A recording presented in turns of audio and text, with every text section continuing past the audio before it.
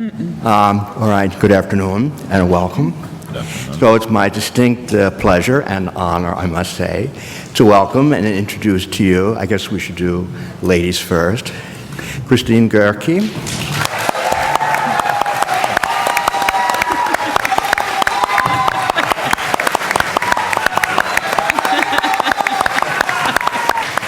I'm going to have to pay you all next time for that. Thank you. And Greer Grimsley.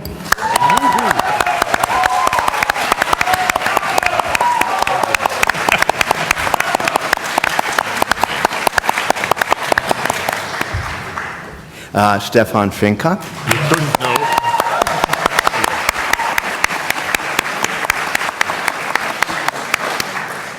And Tomasz Konieczny.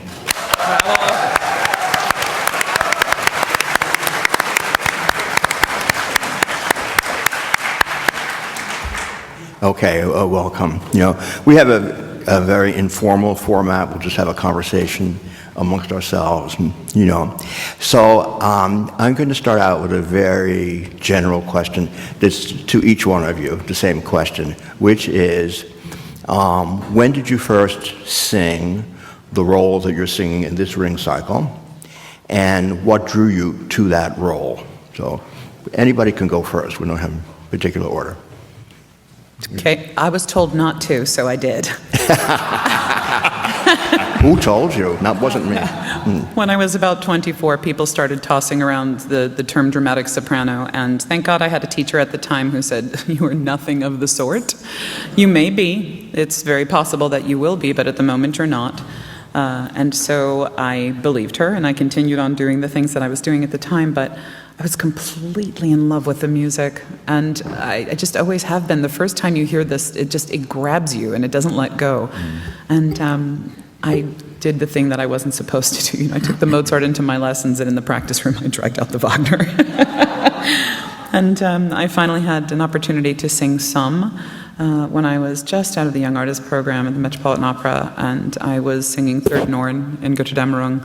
But my first Brunhilde was in 2014 in concert in New Zealand, and it was Valkyra, and it just felt like home. And so I'm so grateful to have an opportunity to now do it at home. Mm-hmm.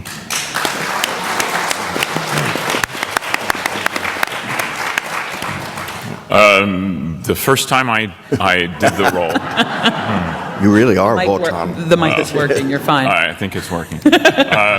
I did Wotan for the first time in 2005 with Seattle Opera, and yes. And they had already done a ring cycle before in 2001 in which I was Donner and Gunther. So I had the great luxury of watching someone else work it through. But I had people pushing me to sort of start it. And before that I had been singing Wagner roles. I'd sort of been working my way through the Wagner roles that I could sing.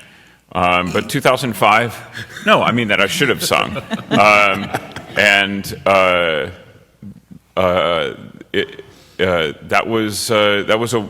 I did the first ring cycles that I did. I was doing all three of the operas for the first time. So that was a real special year, preparing for that. And there were many times that I stopped at the piano, made a cup of tea, came back to the piano as I was learning it, and sat there and thought, what have I gotten myself into? But I'm so glad I persevered, and I just have to give a special public thank you to, he's not here, but Spate Jenkins for believing in me. And being a mentor to me through my career. Okay. Well, I started singing this repertoire in 2009 when I was going to the Mannheim Opera on this crazy theater which we call the Fabrik. Yes. They made me debut roles in my first year, which was the beginning of Dutchman in September, so not Dutchman, but Erik in September. I sang my first Sigmund in October, my first Lohengrin in November. I did my first Fidelio Florestan in January, my first Parsifal in March, which was just one season at the Mannheim Opera. So for some reason, we agreed that I was on the way to become a Wagner tenor. You yes, think? So far so good. But as every one of us knows, try to avoid Tannhäuser, Tristan, and Siegfried. Well, and that's Cheers. that's what I could do for some years. But people were asking again and again and again. You know, you have a high voice, you have a strong voice. Why don't you go for the role of Siegfried? And so finally, in 2006, I sang my first Siegfried at the Cologne Opera, which is, well, 13 years now, I can't believe it. And well, in the meantime, Siegfried became the role that I have sung the most of all the roles I have in my repertoire. So yes, I'm very glad being here, singing Siegfried and making my Met debut with this role.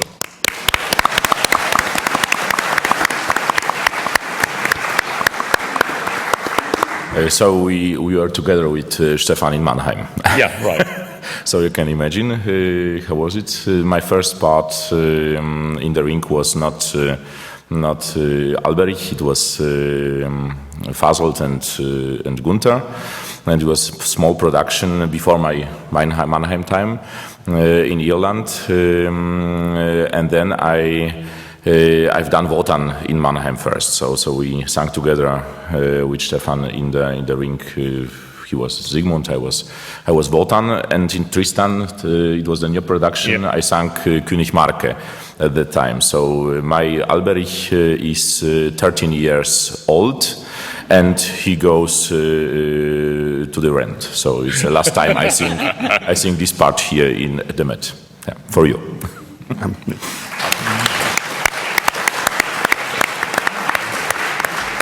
So I have a question for you, which we talked about before we come up to the stage.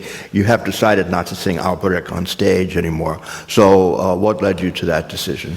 It was a very difficult decision because every theater in the world wanted me to sing this part. It started in Vienna before 12 years. Director Johan Hollander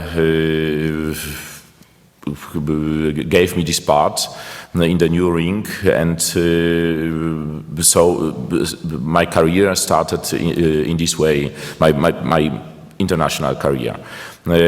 So it was a very difficult decision, but if I would stay with this part, probably I would have only the proposal for this part, and I don't want that. I'm not this kind of singer. I'm an actor from the first job, so I can play that. I can make a performance, and I hope it is a deep performance of this personality, but it's not me. So. Yes, I have a follow-up question for you, because I was reading your biography the other day. You actually, first training was as an actor. Yeah.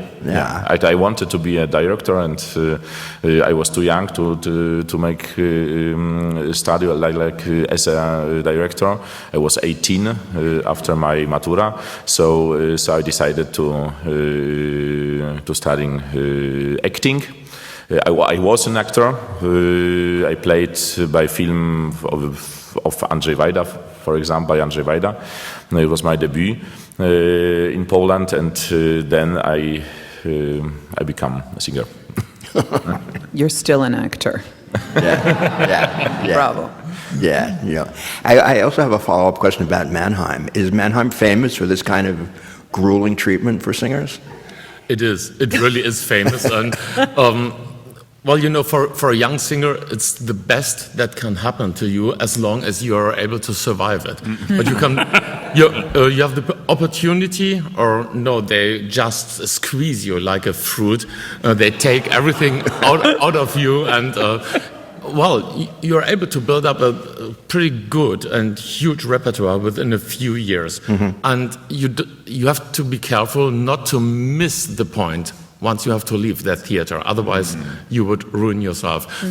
We have one very dear colleague. He told me a few years ago, he said, you know what, this season I'm singing 18. I said, what, performances? No, different roles. Different roles in this one theater. So In Mannheim. In Mannheim. It's a good theater for 4 or 5 years, maybe. Yeah. You can build your repertoire and then you go. have to go. Yeah. You have to go. Have to go. So it was the time we had not another proposal. So if the agency know you are in Mannheim, they are not calling because they know we have no time. Yeah, they never let you out. Okay. But it's a good stage and it's a very good orchestra, Yeah. good conductors, a very good music department. It's really a fantastic theater. Yeah, acoustic. Really? Yeah.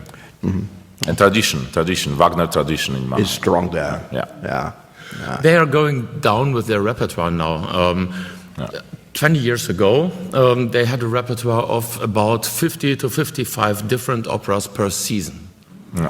Like in Vienna. Yeah, like in Vienna. And I think they are down now to something like 30. Yeah. Oh, so Only. What is only still- 30. what is- they're becoming very modest. Yeah. You know, you were very. I'm going to use the word famous for your role and interpretation as Wotan, right? So, I asked you, what makes you feel and helps you feel at home in that part? Wow. I think it spoke to me on just a very primitive level, and I understood it from the beginning what I believe the role to be. I think it's not. I mean, if you play Wotan as a god, there's no immediacy with the audience, and these sagas, these stories about these gods were created by men, Of course. and it's their ideas of what the best qualities of men would be, and so it seemed very obvious to me to look at it as a very human story and full of human qualities, as well as the story of the sagas that Wagner chose to put together. There's such a mix of the Greek mythology, and then it's very Shakespearean in some ways too. So that's what drew to me. I mean, like as Tomasz talked about, I was always very interested in acting. I didn't come to opera from a musical family. My family was not musical, and Were they involved in arts in the theater at all? no, not at all. I'm an anachronism for my family, and I was always interested in drama and theater, and I didn't see my first opera until I was 17 years old. 26. Yeah. Okay. All right. And you? A little bit earlier, yeah. So, but I didn't like that. What was it? Which opera was it? Which opera? I saw in my home city, so it's Łódź in Poland. The opera I liked very much was Ubureks of Penderecki. It was a contemporary piece, and the performance was very good. But mostly I didn't like the Right. way. Okay, I interrupted you. I'm sorry. No, that's okay. Yeah. Speaking of first operas, mine was, and I was in it, and it's only because that's first opera I saw. I was in it. I was raised Catholic, and after a certain point, I thought, you know what? I'm tired of sitting here. I want to be part of this. So I signed up to be an altar boy. So that sort of set my path in life. It was in New Orleans, and they were doing an opera. They called up the drama club at my high school and said, "Do y'all want to come down be part of the opera. And, we were going, well, I don't know. And they said, we'll pay you $10. And we went, okay. And the opera was La Juive. And Wow. it was... Hang on. You went from being an altar boy into La Juive. Yeah. That wasn't just me, right? I just wanted to make sure. It's a very So logical transition. This first opera was La Juive, and it happened to have two wonderful, great Met singers in it, and it was Richard Tucker and Paul Pliszka. Come on. Yeah. So that was my first, and I'm standing on stage with these guys watching this. Going, what the hell? This is awesome. It was like going to my first, rock concert. I was going, holy. But that was my first. That was my introduction to it. Was French Grand Opera, and I fell in love actually because it married two of the things that I loved a lot, which was music and theater. And it did it in a way that musicals can do, but there was a much more emotional and meaningful impact and communication with the audience, which was. Which role did you have in La Juive? I was a monk and I was a blue chevalier. Wow. Yes. Yeah. And yes. There you go. And yes. Right. There it was. There it was. So I actually am going to have the same question for Christine right now. What was the first opera that you sang in? The first opera that I sang in, so I had only come to opera late, and I had no intention of being a singer. I was an instrumentalist. My high school band teacher was such an unbelievable musician and so just joyous about music and infectious. And everyone in my school wanted to be part of the band. They wanted to take music class, music theory. He got people excited about music theory in high school. There were like 40 people in that class. We couldn't even get them in the gym. It was amazing. But I thought, I want to do this. So I decided that's what I was going to do. I was going to study and teach high school band and music. And when I first started to find that I could sing, I ended up at State University of New York at Stony Brook, and it was largely, and still is largely, a graduate program for opera there. But I'm obnoxious and pushy, so they let me in. Also, they didn't have enough singers. They were doing Marriage of Figaro, and they said, did you want to be part of this? And I said, oh, yes. And they said, great, you can sing Marcellina. And I went, okay, what is that? Okay. And so I found out, and I still thought this was cool, and I came in for, isn't it Act 4? There's 75 acts in that one, right? And came into rehearsal, and we were chugging along, and they jumped, and I thought, but my aria is here. Insert laughter here. You all know nobody does that aria, except I didn't know. And they said, no, that's always cut. And I said, but I wrote ornaments. Turns out, if you're a dork and you get extra credit, they put your aria back in. So that was my first opera, and I was just 19, and I wrote ornaments. So there you are. There you go. Wow, okay. Stefan, what was the first opera you sang in? Well, I was never interested in opera. I didn't grow up with opera. My parents didn't go to the theater at all. So for some funny reason, I was a church musician first. After finishing school, I studied organ and conducting, and I was happy doing this, but not in opera. So after all that, by accident, I went to see Der fliegende Holländer, By accident. which was the first opera hook you. I saw I'm sorry to say this, age 26. And 2 years later, I started singing as a soloist at the Badische Staatstheater in Karlsruhe. And the first role I was singing there was, I'm not sure how to translate it. It is Der erste Strolch in Orff's Die Kluge. Ah, die Kluge. Yeah. Der erste Strolch, I think Strolch is translated with rascal. I'm not sure. No. Is it? Die Kluge. Yeah. Yeah. Yeah, first Rascal, first of 3, and it was a funny, very mean role. I liked it. So you also did the path from the church to the opera. Yes. Yes, and I never intended to be an opera singer. Part of my education as a church musician was singing classes, of course. And one day my singing teacher said, you know, you have a high and strong voice. You should become a singer. And so I did the test and they liked me. And then I thought, well, maybe I can make up my money with lieder and oratories and maybe teaching and maybe chorus singing. There are several, at home in Germany, there are many, many good broadcast choirs, professional choirs, and that was the idea behind it. Before, like Parsifal, I was pushed here and pushed there and somehow had to find my way into opera.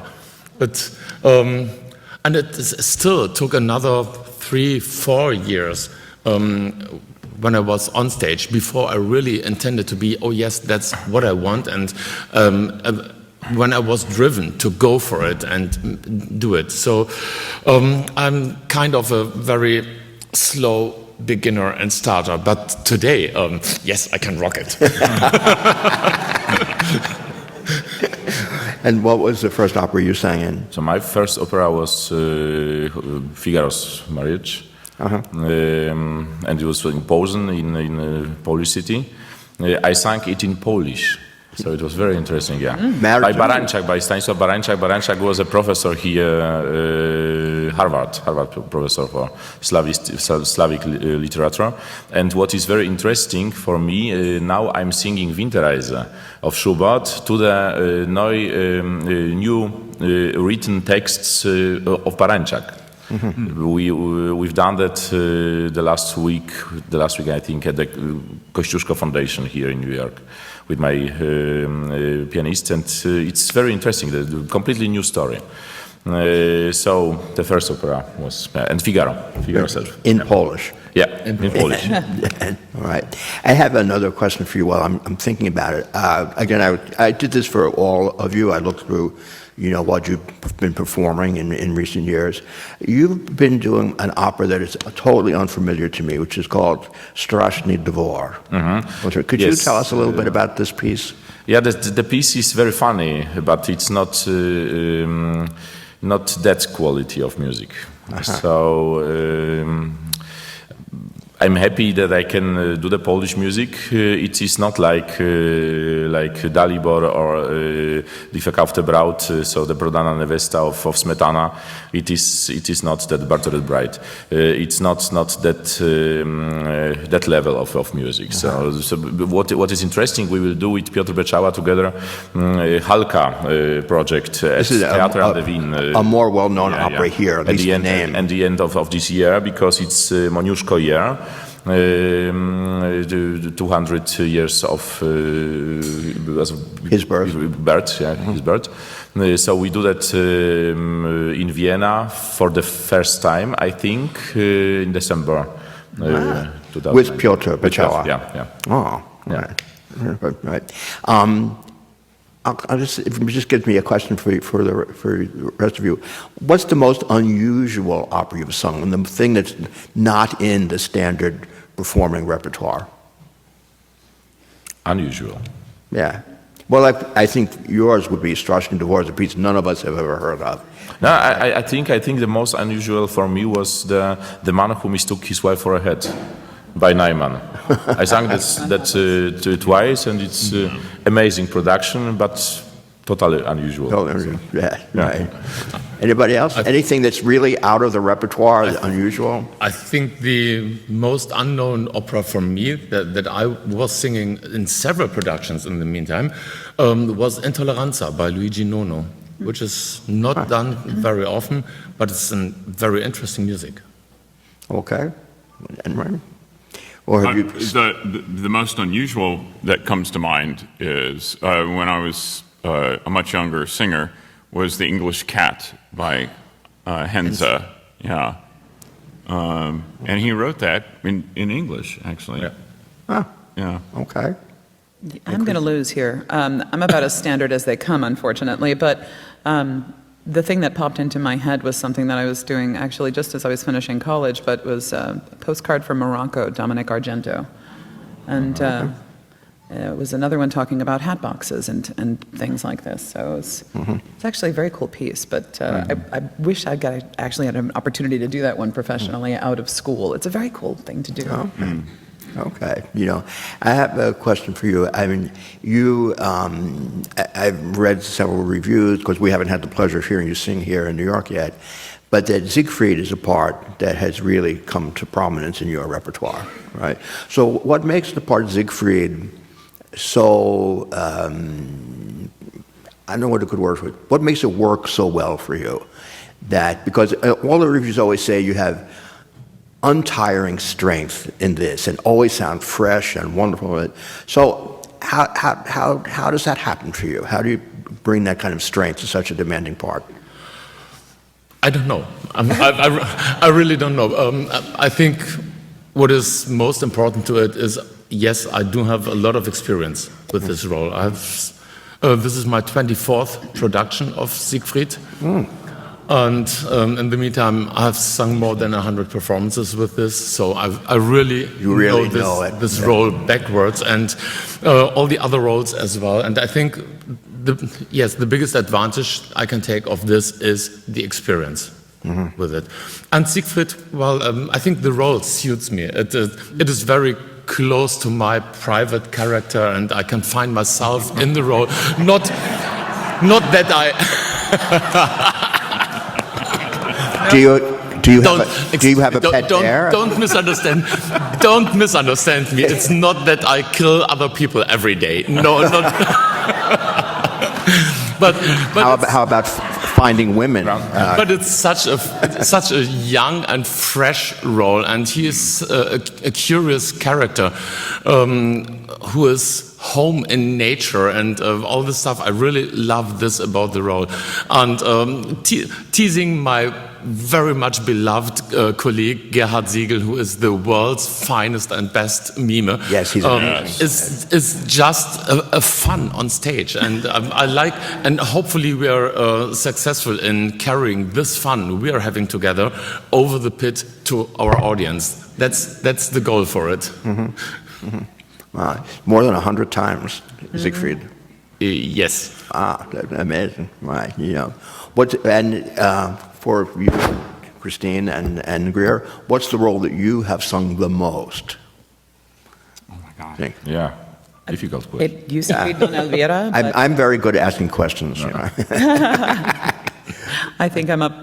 Electra is the most. Electra, whole thing. Wow.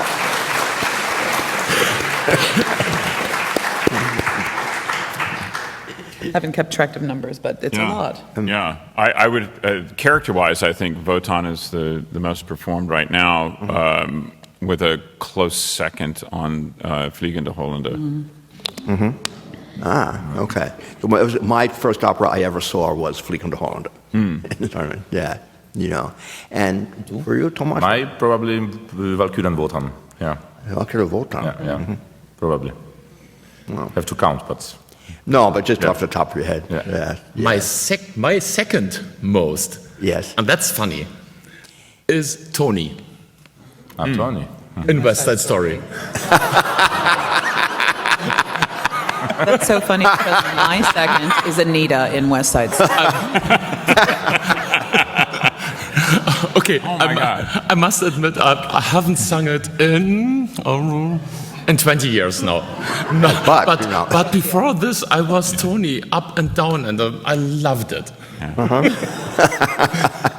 You like these impish adolescents, yeah.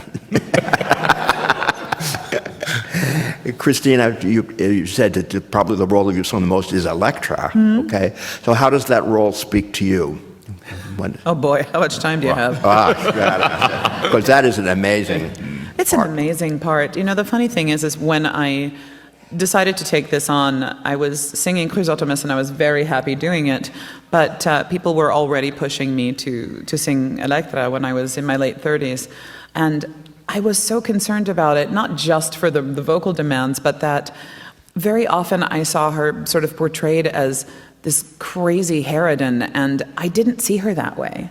I see her as a really troubled woman. So much has happened to this woman, and she's sad, and I'm determined every time I get on stage with her to bring out the sadness and the trauma and not the crazy. And so I sort of identify with her in a way. We've all lost somebody that we loved and we can't get past it. We've all sort of gotten into arguments with one of our parents. I mean, Or one of our children. But the axe. yeah, whatever. Not all of us have done that. It's a bit extreme. Yet. Fair, but I mean, I find her to be really fascinating and very multifaceted, and you do get to see this hurt child, and so for me, I'm really fascinated by the character, and I mean, it goes without saying that the music is astonishing, and you know, it's you work hard for an hour and 40 minutes, but it's worth every single second. Okay. I had the pleasure of singing with Christine. My pleasure. In Houston, and that was the thing, is that we would say that, you know, even though it is only an hour and 45, it's like a black hole. It's so dense and compact that it's 5 hours of opera condensed into an hour and 45 Yeah, minutes. there's no padding in Electra. No. No. Boom. Yeah, it's like a machine from the first note on. Yeah, that's it. I noticed that you've sung in the Ägyptische Helena. Oh, yes, I did. And how was that? What a challenge. What a challenge this role is. I mean, each of the Strauss roles for us tenors is terrible. It is just, really it not is, good. It is didn't like just hard. He didn't like tenors. No. You know what's the story behind it? It is too funny. Strauss loved playing cards, and particularly playing skat. So, as you can see in many of his operas, there are small scenes here or there, and you see people playing cards. So Strauss loved this game of skat, and he used to lose the game. Unfortunately, but anyway, he was playing every day, every night. And the poor tenor who used to win the skat game, he was the one who had to perform all these tenor roles first. So Strauss took revenge on losing the skat game by giving the tenor not singable roles. And all of us, we poor singers today, we have to suffer of this. Thank you. Simply because he always lost playing cards. He always lost playing cards. Yeah. Yes. What makes that part so challenging? Menelaus is the part of it. Well, it is a very difficult music, Menelaus, and it has quite an amount of very high top notes and very low notes. The range you need for the tessitura, it's just more or less impossible. And as most of the tenor roles, like the Emperor as well, or Bacchus, and you can go wherever you want, most of the roles are pretty much in the passaggio, in this part of the voice where it's very hard to control the voice, where it is going from chest to head, and you never know where to put, to fix your note. It is just hard to sing. And, well, yes, most of us, we are dying sooner or later. Right. Well, you know, maybe it was 2 summers ago, the Cleveland Orchestra did a concert performance here of Daphne with Andreas Schager and the tenor part, who sang it in an amazing way. You know, have you ever sung that part? I have sung that part, and that is another part that is more or less impossible to perform. I think the role in Daphne is even harder than Siegfried. It's not as long, of course not, but it's so delicate. You give a little too much pressure and it breaks. You give a little too less and it breaks. It's always somehow on the edge. Interesting.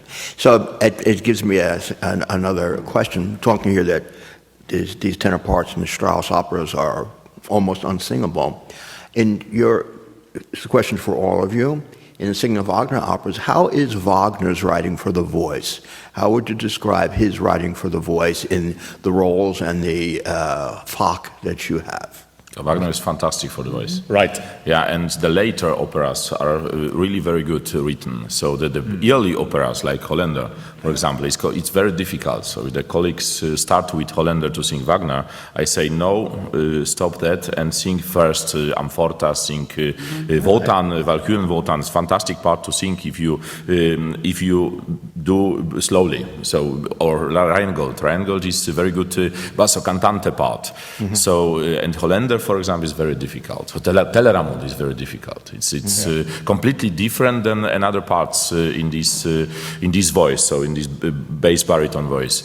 But generally, it's a composer who wrote for the voice really very, very good for every voices. Right. Do the rest of you agree with that? Absolutely. Oh, fully.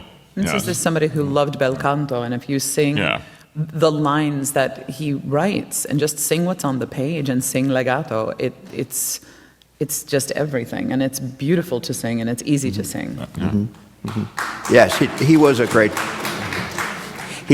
admirer of Bellini, especially. Yes, Right. yeah, which is very obvious in the Hollander. Yes. Yeah, especially Yes. with the tenor aria. And in the Rienzi. Yeah. And duets with Santa. Yeah. What makes the baritone part there so difficult? And also Telramund, what makes it? So the most difficult part I ever sang is Jupiter in Die Liebe der Danae. It's even more strange than Helena. Probably it's one of the last operas of Strauss, and probably he wrote that opera not for a stage, so only for himself. It was in the Second World time, and he wanted probably to close himself into this world of gods of Greek mythology. So it's the one of less operas where the composer said from the beginning you can transpose, so you can make a transposition. And not transposition about half tone, about the whole tone. Yeah, you have the places in the partitura. So it was the most difficult part I ever sang, I think. Yeah. Wow. Yeah, and the second is probably Telramund. Yeah. Is Telramund. And what makes Telramund so? Telramund is very one-dimensional, so you have not the possibility to make the really big perspective of the role. Right. He's every time the same. Right. And the less places when he's in the second act, in the beginning of the second act, when he scared or where he is. Where you could try to make another colors, they are not very good written, not really. So and then so high in these passages. Yeah. So you have the place at the Walküre when Wotan comes and sing "Wo ist Brünnhild, wo die Verbrecherin," nicht? So it's only one moment in the Walküre. Right. So you have another aspects, another possibilities to sing. And Telramund is only like that, all time like that. He's always angry the whole night. Yeah. So it's also not possible to make very many colors in this part. And that's the problem of me, especially. For you, okay. And I remember that you sang that part in the production in which Anna Trybko sang. It was a good production, yeah. Yes. It was very good production, and Piotr Breslau also. Yes. Yeah. Yes. If you haven't seen it, or if you don't have the DVD, I encourage you to get it. It's a splendid production in every way. Yeah, Militz. It's Christina Militz, very old production, and Thielemann was the conductor. Yeah, it's excellent in every way. Yeah. I talk about. You have a fantasy part, a part that you haven't sung that you would like to sing, Does even it if have it's to be not. our voice type? It doesn't have to be in your voice Oh, part. Peter Grimes. Which? Hands down. Me too. You would be a fantastic. And that's double. You would be a We're good. fantastic Peter Grimes. No doubt about it. Very good. Very good. And what's appealing about that to you, Peter Grimes? He's just such a mess. I mean, this goes back to talking about acting. For me, I also grew up in a family that was not interested in the theater. I'm the only musician. I am the only person who's ever sort of gotten involved with the theater, and I'm fascinated by parts that are meaty dramatically, and boy does that guy have so much to draw on. And I love Britain. I love the music. I'm fascinated by every character in that story. And, talking about the difference between a role like Telramund, where you really want to be able to use colors, but you can't. You've not been given enough. But Britain gave him such an unbelievable range of music to express every emotion and every color that the voice can bring to it. I was lucky enough to do Ellen Orford twice, and every single time I was doing it, I thought, boy, I'd really like to be doing Peter Grimes. Maybe we'll send a message to Peter Gelb, yes. Well, women are doing Shakespeare things that they shouldn't be, so why not? And you have a fantasy role, even if it's not in your Fach? Oh, God. I mean, like, would you like to be probably. Madame Butterfly? I actually, because I love the novel, Captain Ahab, Moby Dick.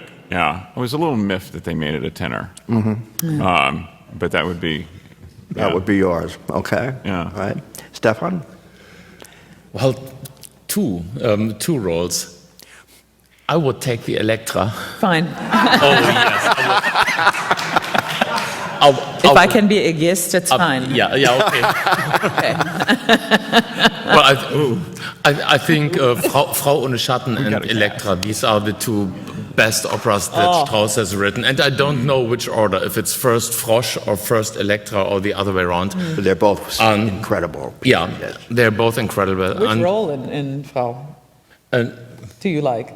Well, I'm I have a few. You know what? I'm still waiting to finally sing my first Emperor. I haven't sung Der Kaiser yet, but it's coming. It's scheduled, right? It's scheduled next Good. year. Thank God. Thank God. And I'm really waiting for this because I think this is one of the singable Strauss roles for tenors. Yeah, that's right. Okay, so one of your fantasy roles is Elektra. And you said there are two. What's the other one? Yeah, the other one is the Emperor. Kaiser. Oh, it's the Emperor. Kaiser. Okay, great. And for you? For me, so my very big dream was many years Papageno, but it's probably not possible. Oh, I'm up for Papagena if you do it. Me be Tamino in that production. We could sing that everybody. We have a cast. We have a Ready to go. We can make your dream come true. But it is probably not more my dream. So my very big dream is Aleko of Rachmaninoff and Prince Igor. Oh, yeah. So that's there are two parts. Yeah. All right. What interests you about Aleko? Elektra. Yeah, no, Aleko. Aleko is very difficult to explain. What is it? But I think it's the connection between the Slavic music and about the jealousy. So I can feel this movement of the Aleko, who should be not jealous about his wife. And he is. So the conflict, it's very, very difficult to explain. So it is like inside my heart. You understand it. I can understand. I can feel. And what's your experience, Christine, with singing with the machine involved? You know what? You better go Should I first. go Okay. No, it's go ahead. Yeah. No, the funny thing is that when I started, I'm saying that, sorry. When I started, I was in the Young Artist program here at the Met, And my first big role was as the third Norn, and it was in the old production, the Schenk production. And so coming from that into this was a bit of a 180. And I did see the production when it was new, and I was terrified the first day of rehearsal, I won't lie. And I thought, okay, I've heard horror stories and all of the things, and I will tell you, it's nowhere near as bad as I thought it was going to be. And I am pleasantly surprised that the configurations that this thing turns into, very often we end up singing with a band shell behind us, which is never a bad thing when there's a jillion people in the pit. As long as our shoes stick and we don't step on our costumes, we're in good shape. Yeah. I think I've been in this cycle the last time they did it. I did the third cycle, and so the difference between that time and this time, I'm finding that there's been more care with the directors who are remounting it. That and those of you who have seen both may have noticed that there are some differences. And I think they've done a wonderful job of bringing out the best that we can do in establishing relationships between the characters. Yeah. And so we have much more to do with each other and talking and listening to each other. Imagine. No, what? Crazy. And the machine they've reworked over the summer, and I noticed the difference from the last time that we did it. And so there's a much more secure feeling, even though it still bounces when you're on that upper deck, when you're walking on it. But I think, as Christine said, that a lot of times you end up with a band shell behind you, and you get a much better sound quality that way. And then we have, you combine that with Philippe, who's our fearless leader in the pit, the conductor, and he's very judicious with his fortes too, and so he understands with this open pit. I mean, we're doing this not as Wagner intended, with this huge open pit and 100 pieces in the orchestra. And it's a completely different sound. And 4,000 seats. And 4,000 seats, yeah. Yeah, it's a huge place. So, all of that combined, I think there's a much more positive aura and energy with this incarnation of this particular incarnation of the Ring, and I think you'll notice it even going further into the Ring as we open the Siegfried. And I have to agree with you about the directing. What's really quite remarkable, I find, is that with something that is a set specifically that is very simple. I mean, the machine itself is quite remarkable in what it can do and with the projections, but there's not a table, there's not a tree, there's not a thing, there's nothing. So what it leaves us are the interpersonal relationships, and that's all we have. And so we have to really concentrate on the text, on listening actively to our colleagues and reacting to them. And it draws me in when I'm watching my colleagues' work. So I hope that's the same experience that everyone else is having. Yeah.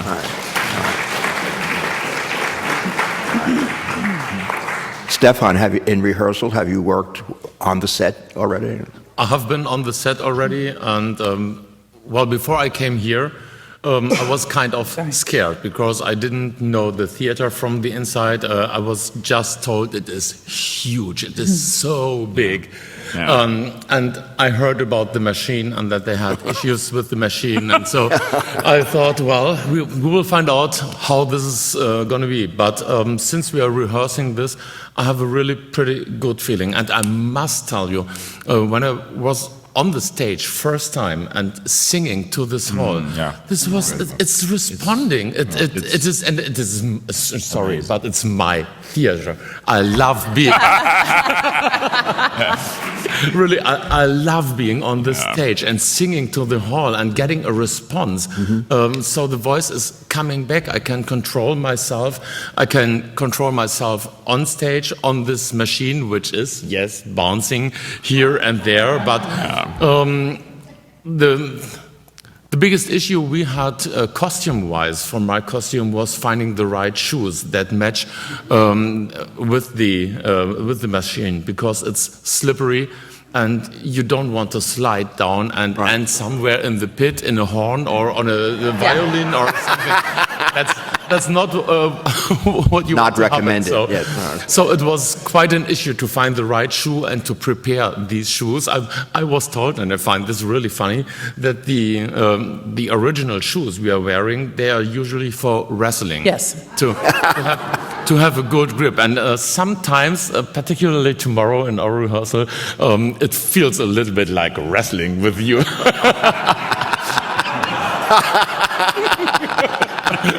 If that doesn't sell tickets, Well, I don't know what will. We all have our own experiences here. So after all that was what I was expecting, I'm surprised to the best that could be, and it's really it's fun and it's a pleasure being in this production on that stage, even if the stage is a little bit of dangerous, but it's just slippery. It's not really dangerous.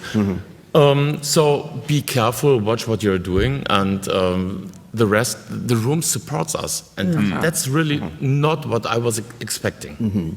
I would assume that all of you have the same experience, that the theater itself is good for the voice. It is. It is Fantastic. fantastic. Yes.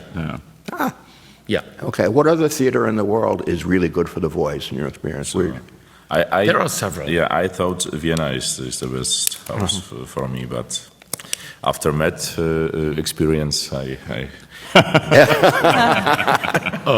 so fantastic. It's amazing. Bayreuth. Bayreuth is for not for every voices. So you have the especially for the little bit smaller voices, it's better than for a very big voices. It's different. It's different, and here the house supports every voices. That's true. So it's like a miracle. So it's not possible actually. What you here have. So it's really Although amazing. it is so big. Yeah, it is huge. I think it's the biggest opera house in the world, I think. Yeah, right.